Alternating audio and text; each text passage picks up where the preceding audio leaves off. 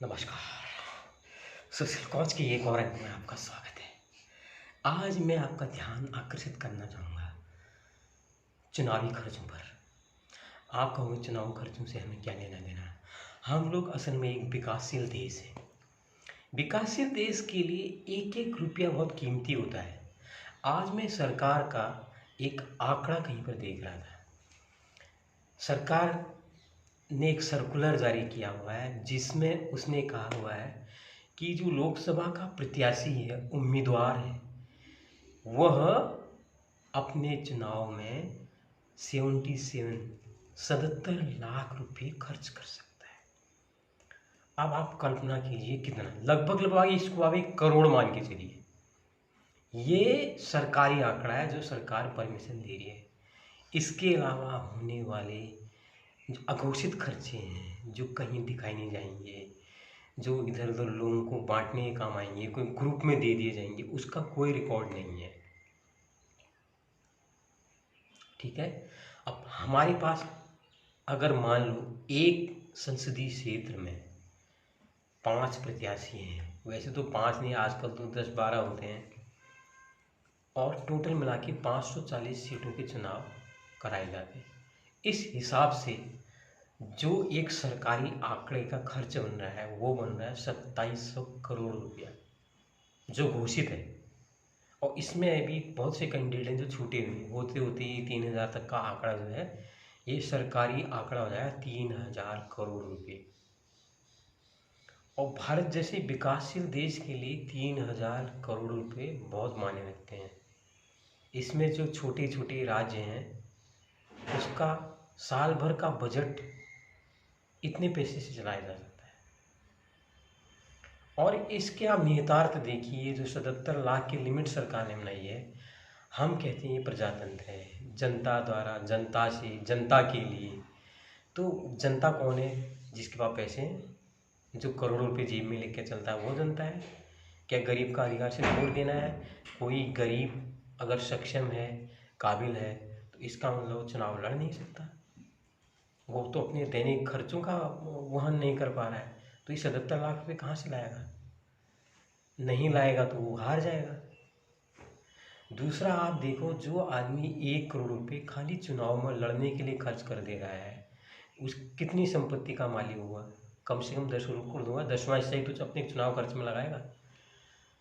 तो जो भी हैं, जितने ये लोग हैं, ये जो करीब 3-3.5 हजार जो करोड़पति हैं, घोषित करोड़पति हैं सरकारी आंकड़ों के हिसाब से, उनके आय के स्रोत क्या हैं? क्या वो टैक्स वगैरह सब टाइम पर दे रहे हैं? क्या क्या उनके धंधे हैं? क्या उनका रिटर्न है? कितने लोग इनकी आय से लाभार्जन कर रहे हैं? इसका कोई आंकड़ा नहीं है हमारे पास। तो असल में अब पता लग रहा है जो प्रजातंत्र है, ये प्रजातंत्र की खामियां हैं। और प्रजातंत्र भी अब, जो हम कहते हैं ना साम्यवाद की, वो खाई पाटने का काम। इसीलिए कहना नहीं चाहिए जो माकपा, एमआलए वगैरह या जो नक्सलवाद है, कहीं ना कहीं इस ये बढ़ाने के लिए, ये चुनावी आंकड़े भी उसको बढ़ाने के लिए जिम्मेदार है। तो ये विद्रूपताएं जो हैं हमें दूर करनी पड़ेंगी। प्रजातंत्र का मखौल उड़ाया जा रहा है।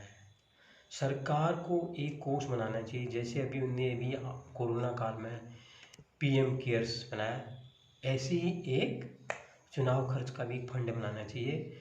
और जो आदमी चुनाव लड़ना चाहे उसके लिए एक टेस्ट पास करना चाहिए। जो उस परीक्षा को पास करते हैं उनको चुनाव के योग्य घोषित करना चाहिए। और वो जो उनके चुनाव प्रचार में उनका खर्चा आ रहा है, वो सारा का सारा खर्चा सरकार को उस कोष से वहन करना चाहिए। क्योंकि हमको धनाढ़ियों की ज़रूरत नहीं है। पता लगा उनके पास विवेक ही नहीं है, बुद्धि नहीं है, और वो लोकसभा में जा रहा है, वो क्या, कैसे वो क्षेत्र की जनता का प्रतिनिधित्व करेगा?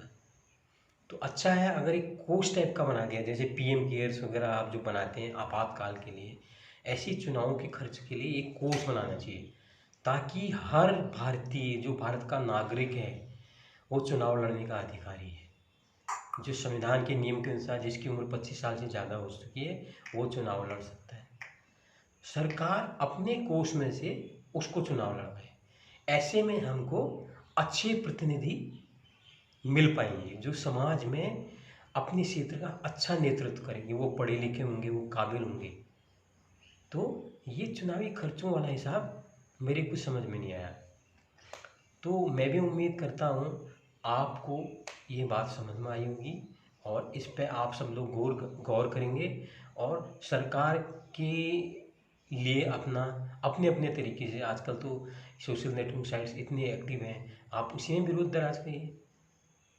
ये तो एक भारत जैसे गरीब देश के लिए, विकासशील के लिए एक अघोषित 3,000 करोड़, अब ये तो मैं घोषित की बात नहीं कर रहा हूँ, ये तो पता लगा है ये खर्चा ज़्यादा ज़्यादा हज़ारों करोड़ में चला जाएगा, उसका कोई आंकड़ा थोड़ी। तो ये खर्चा आएगा कहाँ से? अगर ये खर्चा आ रहा कहीं से, वो लोग क्यों नहीं कोई गरीबों को दान करते हैं? कई लोग गरीबों की ज़िंदगी इससे ऊपर उठ जाएंगे। तो आप लोग गौर कीजिए, मुझे उम्मीद करता हूँ आपको मेरी बात समझ में आई हुई है।